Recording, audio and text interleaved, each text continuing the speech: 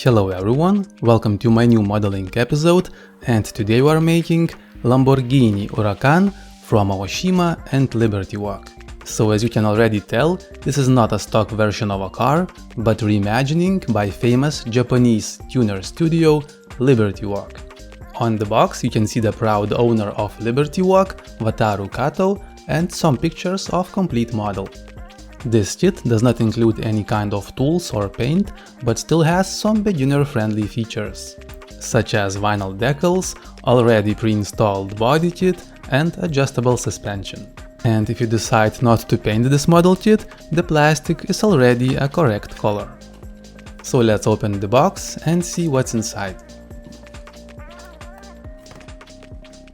So here we have car body with already pre-installed body kit, one bag with clear plastic parts, some more accessories for body kit, car wheels and the tires, and one big bag with interior parts, suspension and some small bits. We get nice and colored instruction. And finally, small bag with water slide decals and vinyl stickers. So as I mentioned, car body is already in a correct shade and with pre-installed body kit. However, this is just a plastic color and not a paint finish. On the other hand, the wheels are actually painted and you can clearly see the difference. So beginners can actually choose between water slide decals and vinyl stickers, and you even get some for the interior, which is really nice. So let's grab our instructions, sprue cutters, and start releasing parts from the sprues.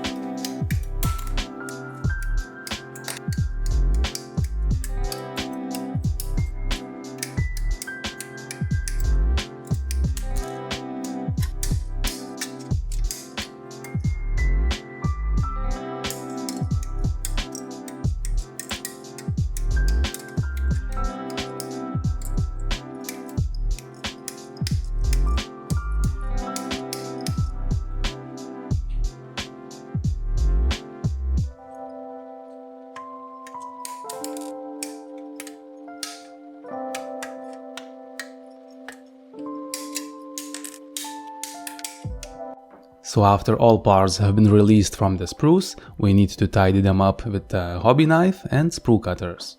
This is a fairly fresh model kit from Aoshima, so only minor cleaning is required.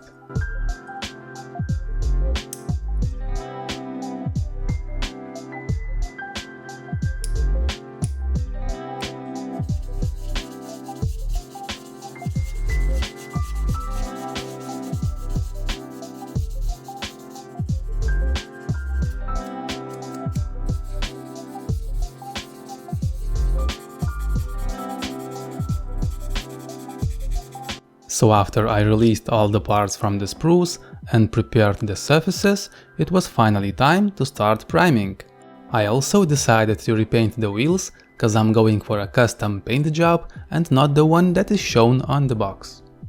Before painting, I washed all the parts with warm soapy water and put them aside in this box for drying. Later, I used the same box to secure the parts.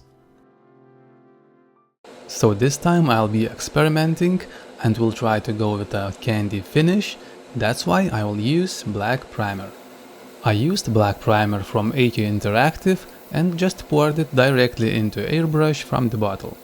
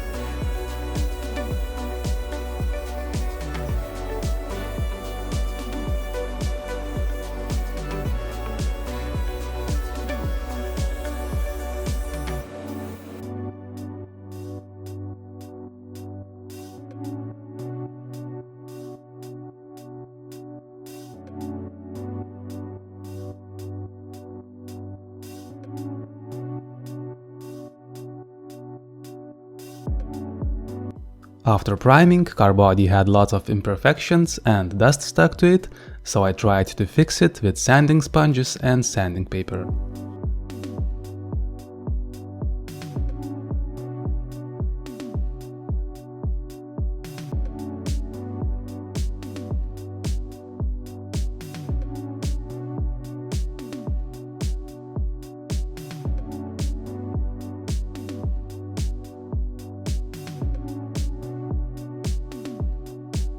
Because I will be going for a candy finish, first I need to lay down a metallic coat of shiny color, and for that I will use metallic paint from Mr. Hobby.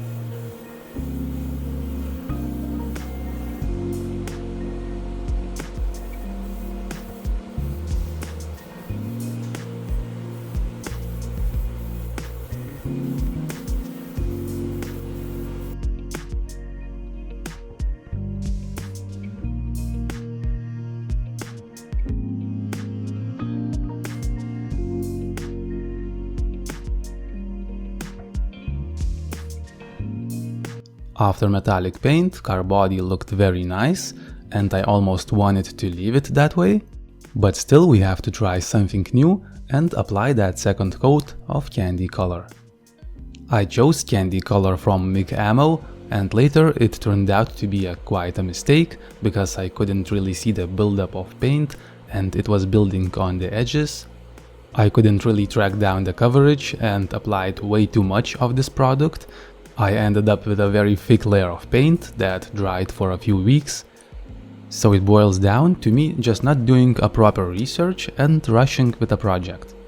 Next time, if I will attempt something similar, I will choose tested and well-known product.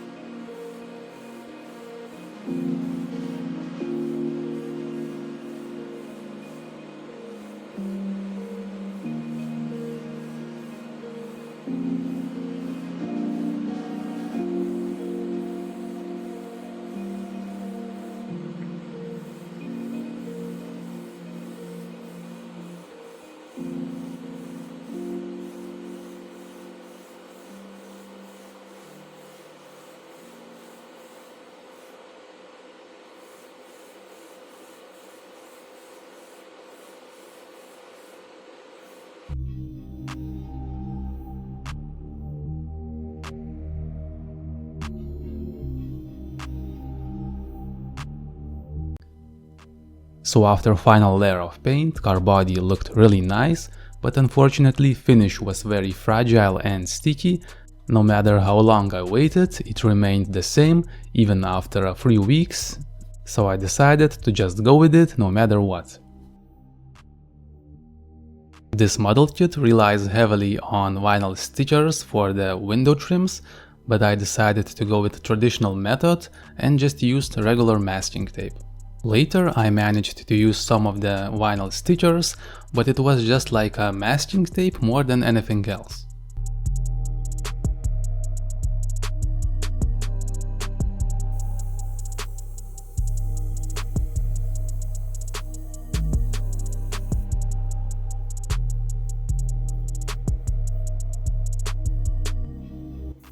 For the underside, I just mixed a similar color. Well, I just mixed something that looked right to me, because I didn't have exact color recommended in the instructions, and in the end it turned out to be okay.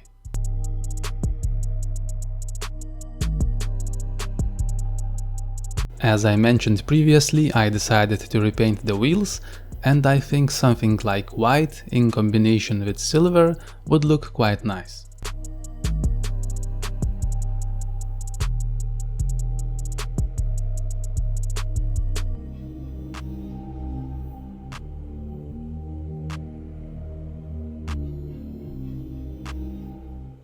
This model kit has very nice set of graphics for the tires, so I decided to definitely use them. And for easier application I used decal softeners from Microscale with the help of a brush and a Q-tip.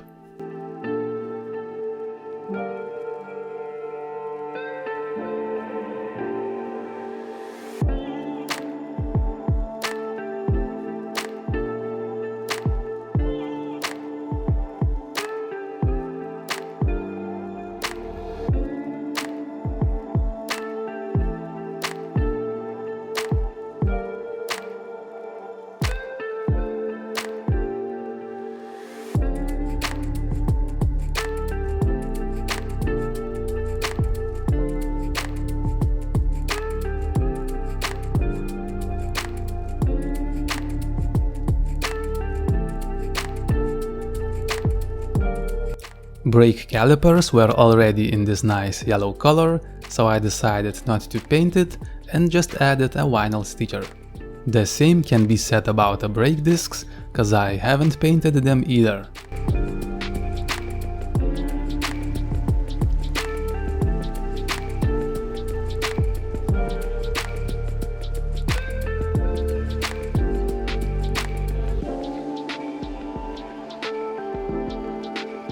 For the interior I used chrome marker from Molotov and just freehanded some of the parts.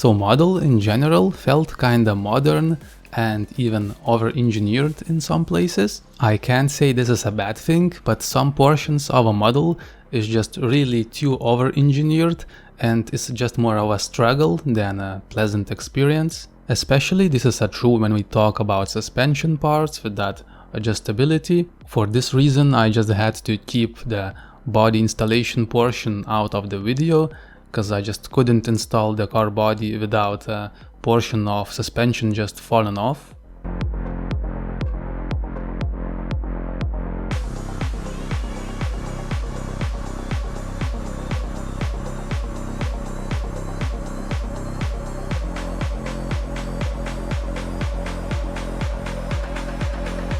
So because car finish was very soft and fragile after 1 month of curing, I just decided to go with it and just put decals on top without any kind of clear coat. So it was really stressful few hours because I couldn't really handle the body freely. I just kept scratching the surface with all the tools, even with a Q-tip.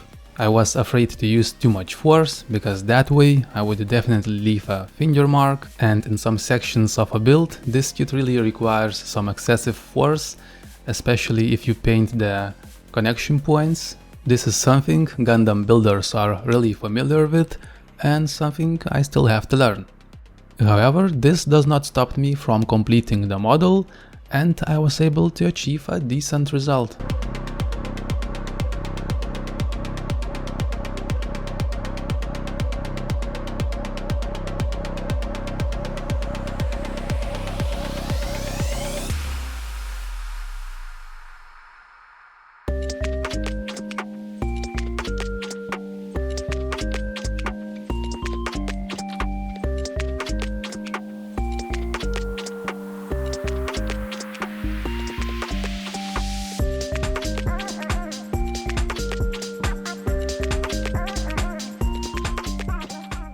So here we have it, our finished model, and considering all the struggles and frustrations I had going through the build, it looks quite nice. So probably the most visible defect is a windshield. As you can see, it is kinda foggy, and most probably it is caused by vapors of glue used inside of interior. Other less noticeable defects would be buildup of paint on the edges, so it is caused by simply rushing with paint job and applying too many coats at once. Also, paint job is not very uniform, you can see lighter shade on some panels. Decals are also applied directly onto paint without any kind of clear coat.